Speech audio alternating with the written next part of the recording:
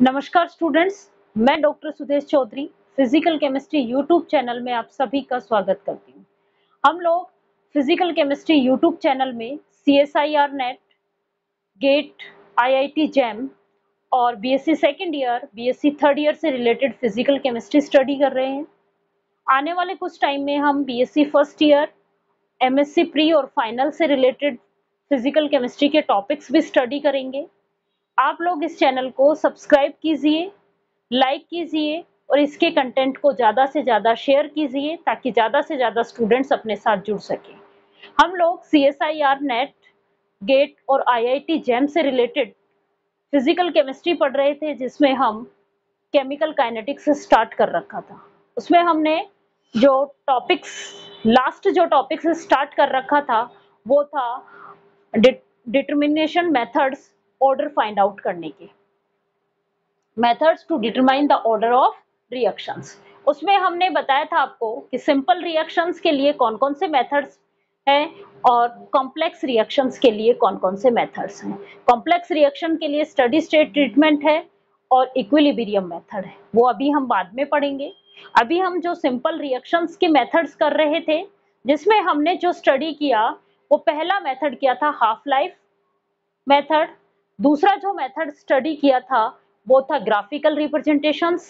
तीसरा method integrated rate लो equations काम में ली थी। जो चौथा मेथड है वो आपका काम में लिया था हमने one half differential rate equation method. आज हम पांचवा मेथड पढ़ेंगे, ओस्टवाल्ड डाइल्यूशन मेथड। इस मेथड में क्या किया जाता है कि एक की कंसंट्रेशंस को एक्सेस में कर दिया जाता है और दूसरे के रेस्पेक्ट में ऑर्डर निकाल दिया जाता है। क्योंकि ऑर्डर की डेफिनेशंस में हमने स्टडी किया था कि ऑर्डर, किसी भी रिएक्शन का ऑर्डर उस रिएक्टेंट की कंसंट्रेशंस की वो पावर है जिसमें इफेक्टिव कंसंट्रेशन में इफेक्टिवली चेंज हो रहा है, वही रिएक्टेंट कंट्रीब्यूट करता है ऑर्डर के लिए। तो यहाँ पे हम क्या कर देते हैं, एक को बहुत एक्सेस में कर देते हैं। एक्सेस का मतलब है कि जब बहुत ज्यादा एक्सेस में किया तो उसकी कंसंट्रेशंस में चेंजेस जो हैं वो हम इजीली ऑब्जर्व नहीं कर सकते। मान लो कोई दो रिएक्टेंट हैं ए और बी। ए की जो कंसंट्रेशन है वो 1 m है और बी की कंसंट्रेशन 100 m है। ए की कंसंट्रेशंस में कुछ भी चेंजेस आए, मान लो 0.005 चेंजेस आए, तो इसमें भी कुछ इतने ही चेंजेस आएंगे, 0.005 या 1 के आसपास चेंजेस आए। तो हम ये कह सकते हैं कि इसके कंपैरिजन में बहुत एक्सेस में है और इसकी कंसंट्रेशंस में इफेक्टिवली चेंज नहीं हो रहे हैं। तो इसके रेस्पेक्ट में रेट जो है वो इसकी कंसंट्रेशन से इंडिपेंडेंट हो जाता है।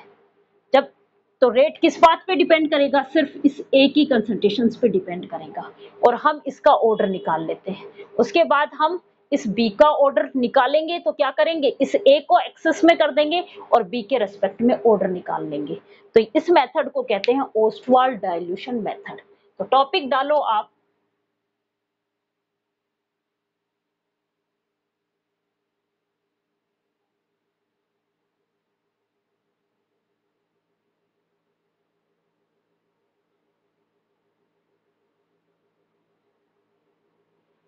टॉपिक डाल लो आप, ओस्टवाल्ड डाइल्यूशन मेथड या आइसोलेशन मेथड। डाइल्यूशन करना मीन्स एक की कंसंट्रेशंस बहुत कम करना और एक को बहुत एक्सेस में लेना।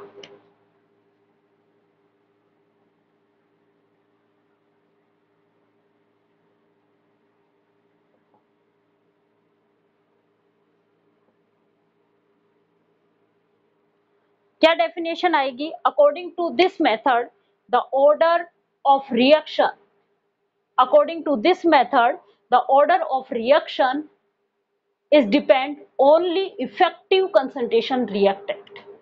किस पे डिपेंड करेगा, केवल रिएक्टेंट की इफेक्टिव कंसंट्रेशन चेंज आ रहा है उसी के ऑर्डर पे उसी के कंसंट्रेशंस पे डिपेंड करेगा। तो इसको हम कैसे लिख सकते हैं, according to this method the rate law of a reaction become independent of that reactant which are in excess form. जो एक्सेस फॉर्म में है उस पे रेट लो क्या है, इंडिपेंडेंट है, उस रिएक्टेंट की कंसंट्रेशन से वो क्या है, इंडिपेंडेंट है। अकॉर्डिंग टू दिस मेथड, इस मेथड के according the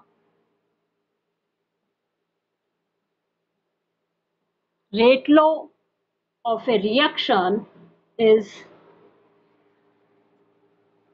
independent, that reactant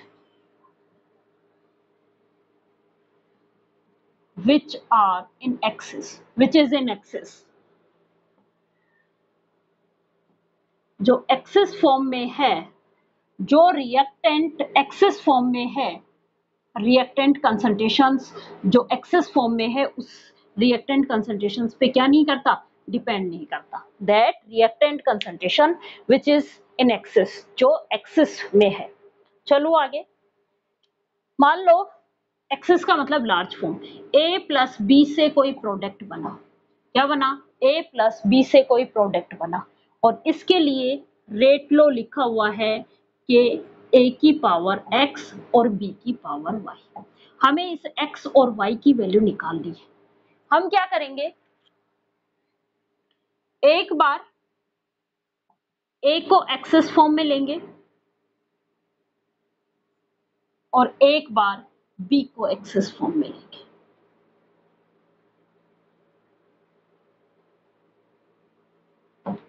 यदि ए एक्सेस फॉर्म में है तो ए के ऊपर इंडिपेंडेंट हो जाएगा। ये रेट जो है वो ए की कंसंट्रेशंस पे डिपेंड नहीं करेगा, ए पे क्या हो जाएगा, इंडिपेंडेंट हो जाएगा। ए से इंडिपेंडेंट होगा तो अब आपका रेट क्या आएगा बेटा, के बी की पावर वाई। तो ऑर्डर क्या आ गया आपका, किसके रेस्पेक्ट में आया, वाई, बी के रेस्पेक्ट में। तो मीन्स हमें बी के रेस्पेक्ट में ऑर्डर मिल गया वाई। अब हम क्या करेंगे, इस बी को एक्सेस फॉर्म में कर देंगे। हम फर्स्ट ईयर में बहुत अच्छे से इस मेथड को पढ़ चुके हैं, वहां पे इस बी को एक्सेस फॉर्म में कर देंगे और इस ए के रेस्पेक्ट में निकालेंगे। तो जैसे ये बी एक्सेस फॉर्म में है तो आपका रेट क्या आ गया, के ए की पावर एक्स। मीन्स यहाँ पे हमें किसके रेस्पेक्ट में ऑर्डर मिलेगा, ए के रेस्पेक्ट में ऑर्डर मिलेगा, और ऑर्डर आपका क्या आ गया, एक्स। तो आपको बी के रेस्पेक्ट में ऑर्डर मिल गया और ए के रेस्पेक्ट में ऑर्डर मिल गया। तो आपसे रिएक्शन का ऑर्डर पूछें तो आप बता सकते हो कि एक्स प्लस वाई होगा। रिएक्शन का ऑर्डर क्या होगा, एक्स प्लस वाई होगा। देखो आपको एक क्वेश्चन करा रही हूं, ये तो आपको समझ में आ गया, फिर से सुन लो आप। ओस्वाल्ड डाइल्यूशन मेथड क्या कह रहा है कि ओस्वाल्ड डाइल्यूशन मेथड ये कहता है कि जो एक्सिस फॉर्म में है उस रिएक्टेंट की कंसंट्रेशंस रेट लो में कंट्रीब्यूट नहीं कर रही है। मींस उसके रेस्पेक्ट में जो ऑर्डर होगा उस टाइम वो जीरो हो जाएगा। इसलिए ओस्टवाल्ड ने सबसे पहले इस लॉ को, इस मेथड को यूज किया। उन्होंने रिएक्टेंट लिए और एक रिएक्टेंट को एक्सेस फॉर्म में लिया, दूसरे के रेस्पेक्ट में ऑर्डर निकाला। फिर क्या किया, जिसके रेस्पेक्ट में ऑर्डर निकल गया अब उसको एक्सेस में ले लिया और पहले वाले का ऑर्डर निकाल लिया। उन दोनों का ऑर्डर टोटल क्या हो गया, रिएक्शन का ऑर्डर हो गया। वो तो किसी भी मेथड से ऑर्डर निकाल सकते हो आप। ए को एक्सेस किया और बी का जो ऑर्डर निकाला है वो बहुत सारे मेथड है। हो सकता है हाफ लाइफ मेथड यूज कर सकते हो आप, कोई ग्राफिकल रिप्रेजेंटेशन मेथड यूज कर सकते हो, कोई भी मेथड यूज कर सकते हो। लेकिन ए को एक्सेस किया तो जो ऑर्डर आया है वो बी के रेस्पेक्ट में ही ऑर्डर आएगा, ठीक है। और यदि बी को एक्सेस में किया है तो जो ऑर्डर आएगा वो ए के रेस्पेक्ट में ही आएगा। इस ऑर्डर को निकालने के लिए फिर बहुत सारे मेथड हैं, वो यूज कर लिया। लेकिन उन्होंने ये काम तो सिर्फ किसने किया था, ओस्टवाल्ड ने। इसलिए क्या कहते हैं इसको, ओस्टवाल्ड डाइल्यूशन मेथड। क्या कहा जाता है इसको, Ostwald dilution method.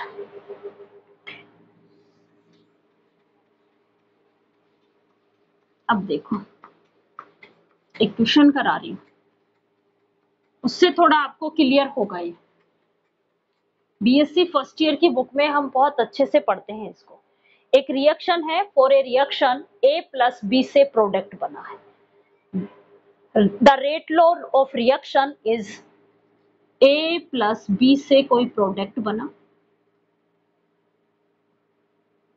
Rate law of reaction दिया हुआ है हमें, क्या दिया हुआ है, rate equal to K A की स्क्वायर B की power 1।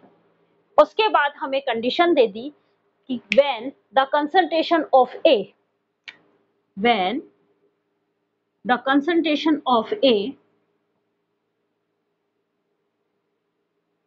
is 0.005 m and the concentration of B is 4 m। इस केस में आपसे क्या पूछा है, then the order of reaction will be, क्या पूछा है, ऑर्डर पूछा है, then the order of reaction will be. देखो ए की कंसंट्रेशंस के कंपैरिजन में बी की कंसंट्रेशंस बहुत एक्सेस फॉर्म में है, ए की कंसंट्रेशंस के कंपैरिजन में बी की कंसंट्रेशंस बहुत एक्सेस फॉर्म में है, B is excess, B excess में है तो रेट क्या बनेगा आपका, रेट इक्वल टू के ए की होल स्क्वायर, बी के रेस्पेक्ट में क्या बन जाएगा, जीरो, क्योंकि बी की कंसंट्रेशंस पे अब ये डिपेंड ही नहीं करेगा क्योंकि इफेक्टिवली चेंज नहीं होगा। बी की कंसंट्रेशंस, जो बी की कंसंट्रेशंस है वो ए के कंपैरिजन में बहुत ज्यादा है। देखो ए तो कितनी है 0.0005 और ये कितनी है 4 मोल, तो ए के कंपैरिजन में बी की कंसंट्रेशंस बहुत ज्यादा है, एक्सेस फॉर्म में है, इफेक्टिवली चेंज नहीं होगा। इसलिए ऑर्डर ऑफ रिएक्शंस जो है यहाँ पे कौन से ऑर्डर का हो गया, पहले ये रेट लो दिया हुआ था, रेट जो दिया था ये था, अब रेट क्या है आपका ये वाला निकल के आया, किससे, ओस्टवाल्ड डाइल्यूशन मेथड से। क्या बना आपका ऑर्डर, क्या हुआ रिएक्शन का, तो रिएक्शन का ऑर्डर क्या आ गया 2। चलो एक और क्वेश्चन देख लो इससे रिलेटेड। आपको कोई एक रिएक्शन दी हुई है और ये कहा हुआ है कि एक रिएक्शन है यूनिमोलिकुलर रिएक्शन, इस रिएक्शन में सॉल्वेंट डला हुआ है, इस सॉल्वेंट की कंसंट्रेशंस भी इफेक्टिवली चेंज होती है। अब यूनिमोलिकुलर रिएक्शन है और उसका रेट लो भी, रेट कांस्टेंट भी आपको दे दिया है, तो रेट कांस्टेंट की यूनिट देख के तो हमें ये पता चल रहा है कि वो कौन से ऑर्डर की रिएक्शन है। उसके बाद उन्होंने ये कहा कि यदि सॉल्वेंट की कंसंट्रेशन से इफेक्टिवली चेंज हो रही है तो रिएक्शन का ऑर्डर क्या होगा। क्वेश्चन क्या है, इन ए unimolecular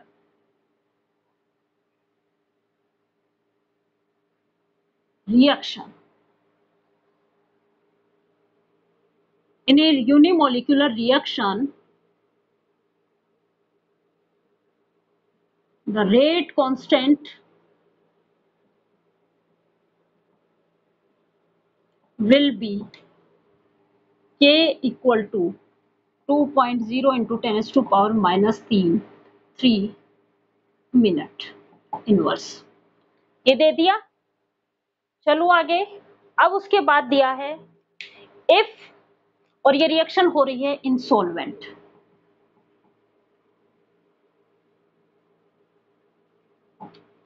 if the concentration of solvent effectively changed, then the order of reaction will be, देखो क्या दिया हुआ है बेटा आपको, रेट कांस्टेंट दिया हुआ है, इस रेट कांस्टेंट की यूनिट से आपको पता चल रहा है कौन से ऑर्डर की रिएक्शन है, मिनट इनवर्स। रेट कांस्टेंट की यूनिट से आपको पता चल रहा है कौन से ऑर्डर की रिएक्शन है, फर्स्ट ऑर्डर की रिएक्शन। कौन से ऑर्डर की रिएक्शन है, फर्स्ट ऑर्डर की रिएक्शन। अकॉर्डिंग टू किसकी unit, according to unit of rate constant. Rate constant की यूनिट के आधार पे हम ये कह सकते हैं कि ये फर्स्ट ऑर्डर की रिएक्शन है। ठीक है, यहां तक का काम हो गया। अब उसके बाद ये क्या कहता है कि सॉल्वेंट की कंसंट्रेशंस क्या हो रही है, इफेक्टिवली चेंज्ड हो रही है। The concentration of solvent effectively changed, क्या हो रही है, चेंज हो रही है। मींस रिएक्शन का जो रेट है वो इसकी कंसंट्रेशंस पे भी डिपेंड करेगा।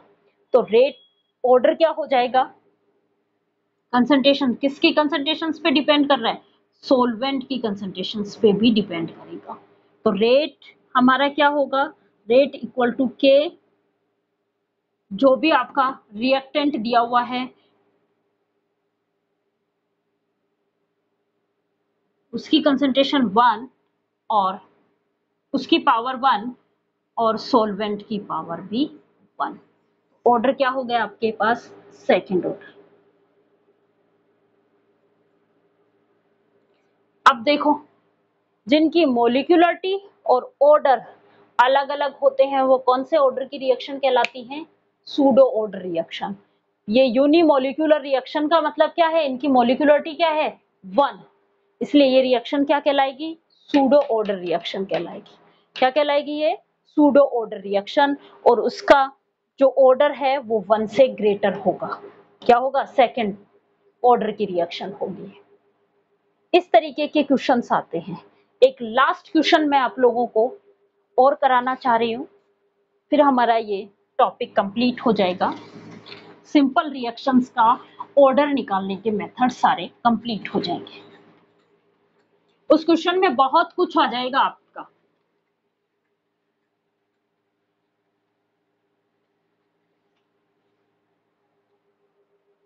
देखो एक क्वेश्चन है,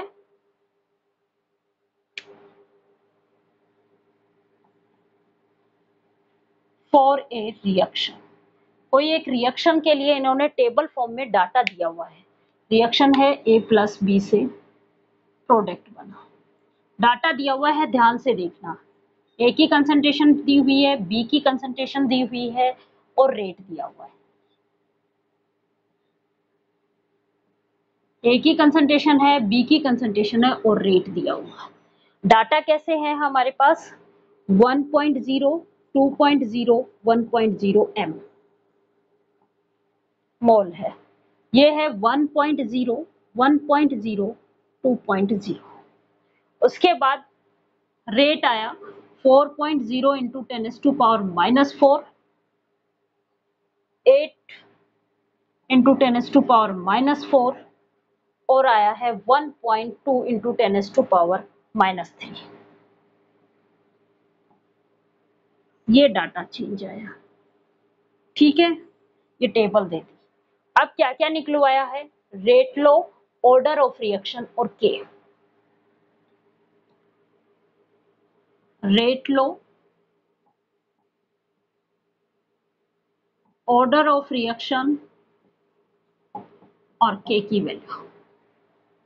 यहां तक आ गया समझ में, चलो आगे देखो। अब एक और शॉर्ट तरीके से करने की आपको बता दूं कि यदि कंसंट्रेशंस में चेंजेस करते जाओ और रेट में कोई भी चेंजेस नहीं हो रहा है, याद रखना ये चीजें शॉर्ट तरीके से करने की।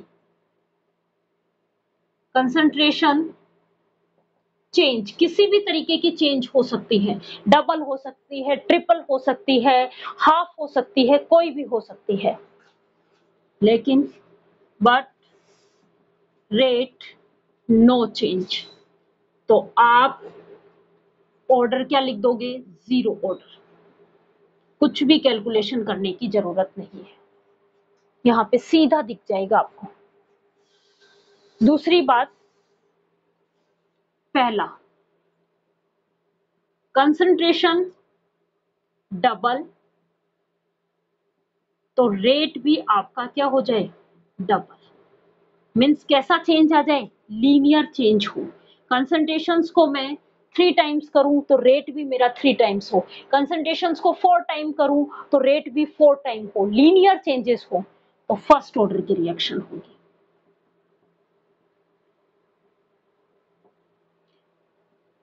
कंसंट्रेशंस को डबल किया और रेट 4 टाइम्स हुआ, तो मेरा सेकंड ऑर्डर रिएक्शन हुई। मीन्स उनके स्क्वायर में चलती जाए। कंसंट्रेशंस को डबल किया तो रेट 4 टाइम हो गई, कंसंट्रेशंस को 3 टाइम्स किया तो रेट 9 टाइम हो गई, कंसंट्रेशंस को 4 टाइम किया तो रेट 16 टाइम हो गई। मीन्स उसके डबल में चलती जाए, स्क्वायर की फॉर्म में चलती जाए, तो ऑर्डर सेकंड ऑर्डर का है। इतनी सी बात याद रख लेना, कैलकुलेशंस करने की जरूरत ही नहीं पड़ेगी। अब देखो यहाँ पे चलते हैं हम। सबसे पहले हमसे क्या निकलो है, रेट, के की वैल्यू। आपको याद होगा स्पेसिफिक रेट कांस्टेंट पढ़ा था हमने। रेट जो होता है आपका होता है के, ए की पावर एक्स, बी की पावर वाई। ठीक है, ए की पावर एक्स, बी की पावर वाई हमें नहीं पता, लेकिन यहाँ पे हमें जो कंसंट्रेशन दे रखी है वो क्या दे रखी है, 1 1, और उसमें हमारा रेट क्या दे रखा है, 4 इंटू 10⁻⁻⁴। हमें क्या निकालना है, के की वैल्यू। क्या निकालना है, के की वैल्यू। के क्या आ गया आपका, रेट अपॉन कंसंट्रेशन की पावर एक्स, ए की कंसंट्रेशन की पावर एक्स, बी के कंसंट्रेशन की पावर वाई। रेट क्या है बेटा आपका, 4 इंटू 10⁻⁻⁴। तो के की क्या आ गई, 4 इंटू 10⁻⁻⁴। ए क्या है आपका, ए 1 की पावर एक्स, और बी क्या है आपका, 1 1 की पावर वाई। यही है, 1 की कितनी भी पावर हो वैल्यू क्या आती है, 1। तो आपका के तो आपका आ गया 4 इंटू 10⁻⁻⁴। मीन्स वैल्यू फॉर्म तो हमें पता चल गई, लेकिन इसकी यूनिट हम किससे निकाल लेंगे, जब हमारा ऑर्डर आ जाएगा तो। क्योंकि ऐसे तो हम कह ही नहीं सकते इसकी यूनिट क्या है। चलो आगे, अब देखो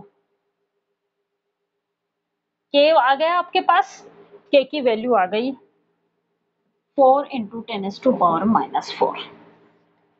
अब हम निकालेंगे ऑर्डर। सबसे पहले फर्स्ट और सेकंड डाटा लो आप। ये 1, ये तो 1 1 है, मींस बी तो कोई कंट्रीब्यूट नहीं कर रहा है, बी की कंसंट्रेशन सेम रखी।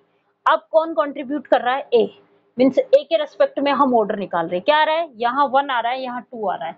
यहाँ क्या हो रही है, कंसंट्रेशन जस्ट डबल हो रही है। मैं जस्ट डबल करने पे रेट मेरा क्या हो रहा है, जस्ट डबल हो रहा है। कंसंट्रेशन डबल तो रेट क्या हो रहा है, डबल। तो कौन से ऑर्डर की रिएक्शन होगी, फर्स्ट ऑर्डर की रिएक्शन। कंसंट्रेशन डबल तो रेट डबल होगा, तो कौन से ऑर्डर की रिएक्शन होगी, फर्स्ट ऑर्डर की रिएक्शन। तो ये किसके रेस्पेक्ट में, ए के रेस्पेक्ट में ऑर्डर आ गया हमारे पास, फर्स्ट ऑर्डर। ठीक है, क्यों आया, वो हमने पता था कि कंसंट्रेशन डबल है तो रेट हमारा क्या होगा, डबल। तो उस कंडीशंस में हम कह देंगे कि ये फर्स्ट ऑर्डर की रिएक्शन थी। ठीक है, अब चलो, अब कौन सा लोगे आप, 1 और 3 वाला डाटा। कौन सा डाटा लोगे, 1 और 3 वाला डाटा। ठीक है, और फॉर्मूला लगा लोगे, वही फॉर्मूला कौन सा, R1 upon R2 equal to C1 upon C2 की पावर n। ये लगा लोगे। चलो, R1 upon R2 equal to C1 upon C2 की पावर n, यही फॉर्मूला लगाओगे। R1 क्या है बेटा आपका, 4.0 इंटू 10⁻⁻⁴, और R2 क्या है आपका, 1.2 इंटू 10⁻⁻³ है। यही है, ये इक्वल टू हो गया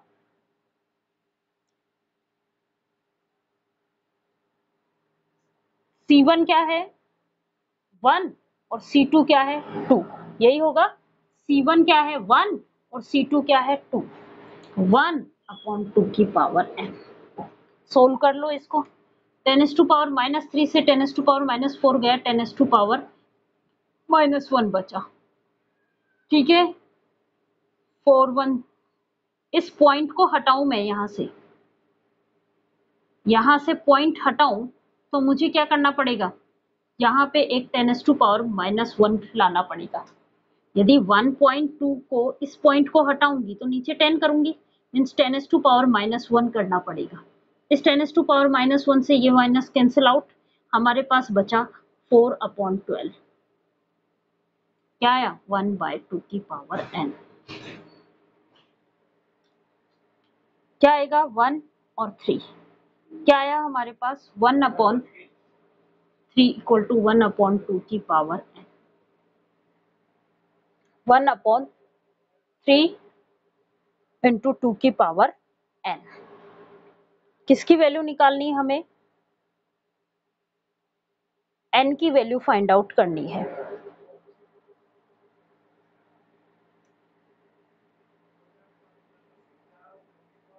इसको 16 करो, सीधा सीधा कैलकुलेशन करना है। 16 करो, क्या आएगा,